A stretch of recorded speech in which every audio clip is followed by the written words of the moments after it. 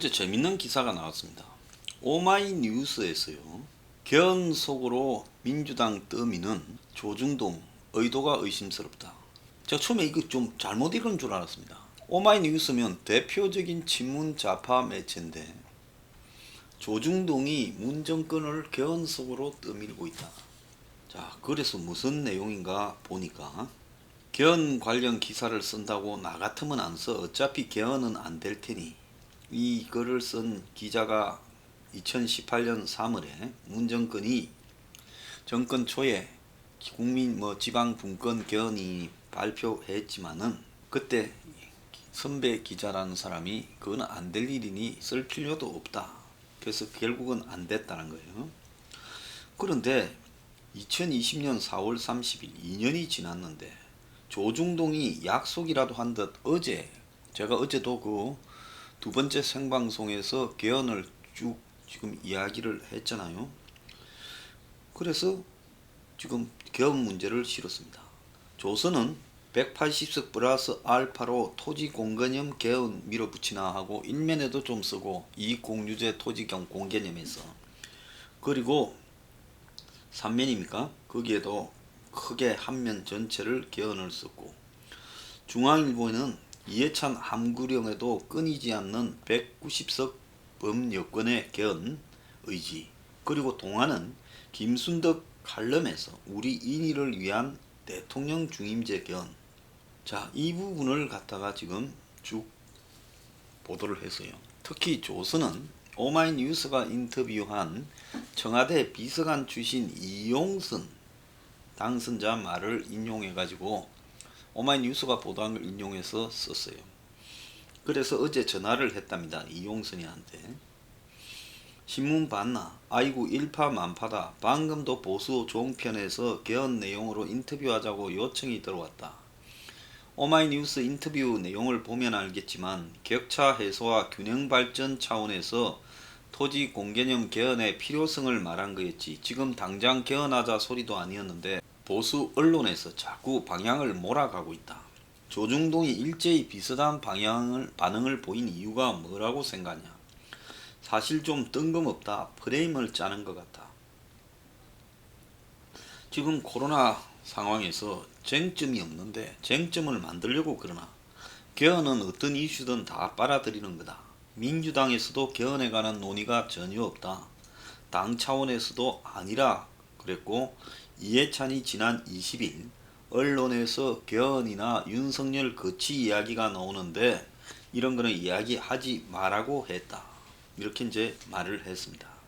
자, 이용선이는 억울하다. 자기는 그냥 당이론적인 걸 언급했는데 그걸 당장 개헌할 것처럼 조중동이 바람잡는다 이랬고 또 2018년에 정부를 대변해서 개헌안을 내는데 앞장섰던 역할을 했던 한 사람은 오마이뉴스와 통화에서 선거에 참패한 뒤 김종인 비대위나 이런 거 하나도 제대로 처리 못하는 미통당 대신에 미통당이 진공 상태에 빠져 있으니 보수 언론이 나서서 새로운 일, 개헌을 자꾸 부추기는 거다. 이렇게 해석을 했다는 겁니다. 지금 새로운 당선자들이 많이 당선됐으니까 신문마다 그 사람들 인터뷰가 일인데 인터뷰에서 개개인이 소신을 밝힌 걸 가지고 트집을 잡아 개헌을 부각시키는 쪽으로 끌고 가고 있다. 당 차원에서는 의제가 아니다. 조중동이 민주당이 그쪽으로 흘러가기를 바라고 있는 게 아니냐. 세부적으로 들어가는 것은 그 프레임에 말려드는 거라 생각했지만 2018년에 청와대가 왜 개헌안을 제출했나. 자, 그래서 2017년에 대선 때 문을 비롯한 유력 후보가 다 개헌 공약을 했고 나중에 말을 바꿨지만은 미통당도 2018년 6월에 개헌 국민투표를 지방선거 하면서 함께 붙이겠다고 공약을 했다. 그래서 청와대에서는 지방선거 전에 서두른 건데 반대해서 안 됐고 이제는 그를 이야기할 만한 정치 일정도 없는데 언론에서 보수 언론에서 목소리를 꺼내는 거다. 2022년에 지방선거가 6월달, 대선이 5월달에 있으니 개헌이 논의될 수 있겠지만 2년 남았는데 2년 뒤의 이야기를 지금 끄집어내는 것은 그건 이해가 안 간다. 보수 언론이 이용하는 거다. 자, 이 말을 액면 그대로는 믿지 않습니다. 그런데 또 다른 한편에서는 조중동이 개헌을 부추기고 있다라는 것은 그건 또 분명한 이야기는 맞아요. 자, 그런데 지금 여기에서 여권은 다 시치미를 떼고 있지만은 또 한편으로서는 이인영이가 지금 5월 8일쯤에 국민개헌 발안, 전번에 3월 12일 날 148명이 발안하고 미통당 미래한국당에서 23명이 동의를 한 그 국민 발안 원포인트 개헌안을 5월 임시국회에서 처리하자고 분명히 어제 이야기를 했습니다. 자, 민주당은 190석까지 거의 개헌선을 확보했기 때문에 10석만 더 하면 되니 개헌을 해봐도 되는가를 이번에 이 100만 국민 발안을 띄우면서 통과되면 좋잖아요. 통과되면 이제 우파단체 중에 100만 서명해서 개헌 발의할 때 별로 없을 것이고 좌파는 민노총 참여연대 뭐 경실련 동원해서 충분히 가능할 거니까 얼마든지 할 겁니다. 그래서 이번에 한번 흔들어 보는 거예요. 그걸 갖다가 지금 시도하고 있다는 겁니다. 이인영이는 어제 추경안이 새벽에 처리되고 난 이후 기자들과 만나 국민이 개헌을 발의할 수 있도록 하는 개헌안이 3월 발의되었는데 우리가 총선 전에는 못한다고 물고 늘어졌는데 이제 총선이 끝났는데 2달 동안에 유효해요. 그러니까 3월 12일 날 발의되었으니까 5월 12일까지는 유효하다는 겁니다. 그거를 갖다가 5월 9일이 마감일이기 때문에 어떤 결과가 나오든지 그걸 처리하는 것이 헌법 정신이라고 원포인트 개헌안을 위한 20대 마지막 임시국회 소집을 요구를 했습니다. 자, 깜짝 쇼가 아니라 여야가 다 알고 있던 절차에 대해 말을 한 거다. 틀린 말 아니에요. 적어도 이 말은 민주당의 말이 틀린 말이야. 미통당도 다 일부는 동의했고 거의 다 반간한 채 진행됐던 겁니다. 차마 총선 전에 통과시키려니까 총선에서 패배할까봐 그거 안 해도 패배했지요. 이런 말에 동조하면서 어떻게 총선 이기겠어요. 그래서 유신 헌법으로 국민 발안제가 옛날에는 있었는데 사라졌으니까 이거를 3월 달에 개헌안이 여야가 발의를 했으니 같이 하자. 너그 야당도 발의하지 않았느냐. 지금 그 이야기를 하는 거예요. 자, 이 사람들은 안철수도 찬성하니까 정의당도 찬성할 거고 190석은 되는 거예요. 그러면 나머지 110석만 확보하면 된다라는 입장인 겁니다. 그래서 슈퍼 여당이 개헌 불씨를 살리기 위해서 개헌이 어렵다라는 것을 20대 국회에 알면서도 이번에 이걸 한번 원포인트 개헌을 추진해서 21대 국회에서 개헌을 추진할 명분을 다지고 이번에 야권에서 협조해서 개헌이 통과돼 버리면 야권이 지금 리더가 없잖아요. 그래서 100만 국민 발안 제도가 통과되면 이제 국민투표에 붙여서 또 통과되는 과정을 보면 의외로 성과를 얻죠. 왜? 이건 이제 개헌도 우리 마음대로 할 수 있구나라는 부분요. 그러니까 이번에 한번 테스트용으로 통과시켜보자. 뭐 드라마가 예능 같은 거 파일럿 프로그램 만들듯이 해보자라고 지금 몰고 가는 겁니다. 자, 심재철이는 미통당에 민주당이 제안한 의사 일정에 동의하지 않겠다라고 말을 했습니다. 자, 그래서 문희상도 8일 본회의 검토하겠다고 지금 원포인트 임시국회를 열어서 이것 8일날 통과시키자고 지금 이야기를 하는 겁니다. 자, 보수 진영에서는 부정선거에 다 신경이 팔려가 이 이야기 하는 사람 없습니다. 자, 원포인트 국민발안 개헌이 8일날 5월 8일날 국회에서 밀어붙이겠다. 자, 미통당이 거부하더라도 민주당이 국회를 소집할 수 있어요. 미통당은 5월 8일 날 새 원내대표를 뽑으니 심재철이는 나는 모르겠다 하고 이제 나 임기 끝났다 사실상 이제 나자빠지겠죠 원내대표는요. 그러면 원내대표 간에 협의 없이 그냥 못 이기는 척하고 미통당은 자빠져 있고 미통당의 일부는 들어가고 이래가지고 미통당 안에도 개헌론자 수두룩 하지 않습니까? 김무성이는 자기가 발의했는데 들어가겠죠. 김무성이 김학용이 등 23명은 저가 발의했는데 그 중에 다수는 들어가서 투표를 할 거예요. 23명 중에 10명만 들어가면 되잖아요. 어차피 국회의원도 떨어져 가지고 대부분 이명수하고 정진석이 빼놓고는 다 떨어졌죠. 그러면 출마 안 했거나 어차피 떨어져서 국회의원 더 할 일 없는 사람들이 들어가서 동의해 줄 수도 있고, 또 한편으로는 처음에 38명까지 서명했다 했지 않습니까? 김무성이가 사람 모았다 했을 때. 그랬는데 사라졌던 숨어있는 15명도 있어요. 야당에. 그들이 동의할 수 있다는 겁니다. 그래서 이걸 갖다가 참여연대, 민주노총, 한국노총, 경실련, YMCA, YWCA, 한농련 등 25개 단체가 발의를 추진했고, 여기에 이제 강창일, 김무성 등이 3월 6일 날 국회에서 발의를 이제 처음으로 했고, 그래서 통과된 게 청와대에서 이걸 갖다가 국무회의에서 두들겨서 국회로 넘긴 게 3월 10일일 거예요. 그러니까 두 달이면 5월 10일이라는 겁니다.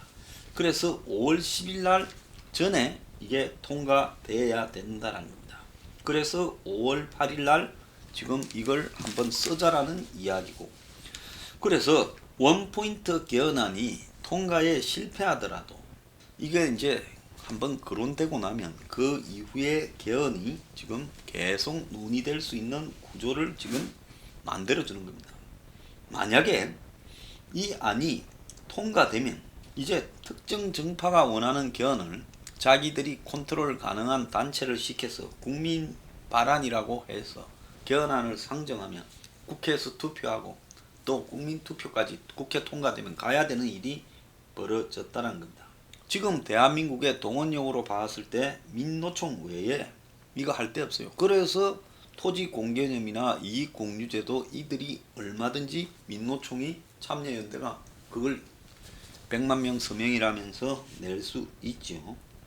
조선은 동아는 계속 개헌을 반대하기 위해서 보도하는 게 아니라 겉으로는 비판적인 척 하면서 내용을 보면 개헌을 계속 그냥 부채질하고 있는 것도 분명한 사실이라는 겁니다.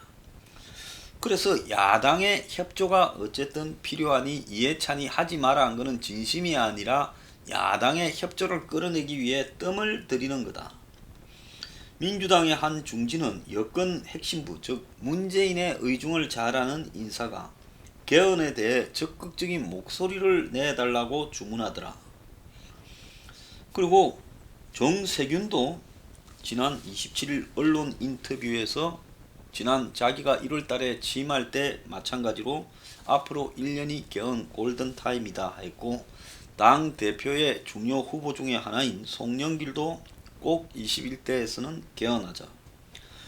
그래서 이제 개헌을 여권이 들고 놓을 가능성이 매우 크고, 그래서 올 연말이나 내년 초에 개헌 논의가 국회에서 이루어질 거다. 거기에는 국민 기본권, 경제, 지방자치 조항까지 다 들어가서 대규모로 손을 볼 것이다. 이런 이야기도 나오고, 그 다음에 대통령 연임제. 자, 중임제냐 영임제냐도 또 문제예요. 중임은 끝없이 할 수 있는 거고 연임은 2번 할 수 있는 거예요. 일부는 이걸 또 중임제라고 하는 사람도 있습니다. 토지 공개념도 들어갈 거고 권력 구조 문제를 넘어 재헌헌법이 도입한 사회체제의 건강까지 변경하는 그런 내용이 될 수도 있다. 지금 이런 이야기가 나오고 있습니다. 문재인이 2018년 3월에 발의한 개헌은 이 토지 공개념도 당겼고, 그리고 4년 중임에 이익 공유제까지도 일부 담겨 있었습니다. 그래서 이번에 한번 똥개 훈련을 시켜보고 개헌을 가지고 국회 표결 시도하는 게 별것도 아니라고 경각심을 완화시켜 놓은 다음에 다음번에는 개헌을 할 거다. 지금 이렇게 예상이 되고 있습니다. 자, 100만 국민 반환이라는 거는 이거는 말도 안 되죠. 결국은 한국의 좌파 단체들이 국민이라는 이름을 빌어 개헌안을 내고 이걸 갖다가 문 패거리들이 발의를 시켜가지고 결국은 자신들이 원하는 좌파 사회주의적 개헌을 하겠다는 겁니다. 자, 이 부분과 관련해서 지금 이 야당 내부에 동참을 했던 미래한국당의 정운천이 빼고 통합당의 22명이 찬성을 했는데, 자, 22명 찬성한 사람 중에서 보면 김무성은 자기가 국민 발안 개헌을 한다는 생각은 맞지만은 21대 국회에서 표결하는 게 맞다. 김성태는 신중히 검토해야 된다. 김용태는 발의에는 동의했지만은 표결에는 반대표를 던질 거다. 총선 결과에 따라 제도가 악용될 수 있다는 전문가 우려를 인정했다고 합니다. 왜 그러면 이들이 이럴까요? 반성을 해서 이럴까요? 아니지요.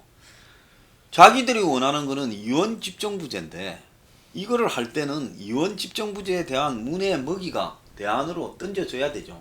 패스트 트랙 때 보면 준연동형 비례대표제를 던져주면서 거기에 정의당, 민생당을 끌어들이고 대신에 공수처를 통과시켰잖아요. 검경수사권 조정안까지요. 그런데 이번에 한번 보십시오. 그런데 어떻게 했습니까? 총선에서는 위성정당을 만들어가 싹 그냥 지 했던 말, 그것도 한 개도 아니고 두 개나 만들어가 다 가져가 버리가. 민생당은 의원수 지역 비례 제로, 정의당은 7개. 평소에도 그리 됐을 겁니다. 그러니까 준연동형 비례대표제를 해갖고 미통당과 그리고 민주당이 다시 다 갖고 가버린 거죠. 편법으로. 그러니까 정의당만 바보가 된 격 아닙니까? 그러니까 지금 이 부분에 대해서 지금 불만이 많은 거죠. 되기가 쉽지는 않겠지만 어쨌든 막아야 되고요. 이번에 행여라도 국회에서 통과시킬까?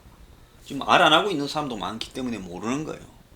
그 다음에 이번에 막아야 되는 것뿐만 아니라 이제 21대 국회에서는 본격적인 개헌이 시도될 거다. 총리를 국회에서 선출한다라는 부분을 던져주고 그러면 사실상 이원 집정부제가 됩니다. 총리를 국회의원끼리 투표해서 뽑는다. 그러면 장관은 전부 국회의원이 해먹게 될 거예요. 그러면 이제 문이 야당이 그냥 총리라고 한번 밀어주고 어차피 자기가 컨트롤하면 되니까 그런 이원 집정부제 제도를 갖다가 받아라고 야당에게 설득하면서 이 100만 국민 발안이나 또 더 나아가서 토지 공개념, 이익 공유제부터 시작해서 지방 분권, 또 북한과의 사회주의적 통합 이런 내용들을 집어넣을 가능성이 매우 크다는 겁니다. 이 개헌 시도요 이제 매우 위험해졌어요. 잘 막아야 됩니다.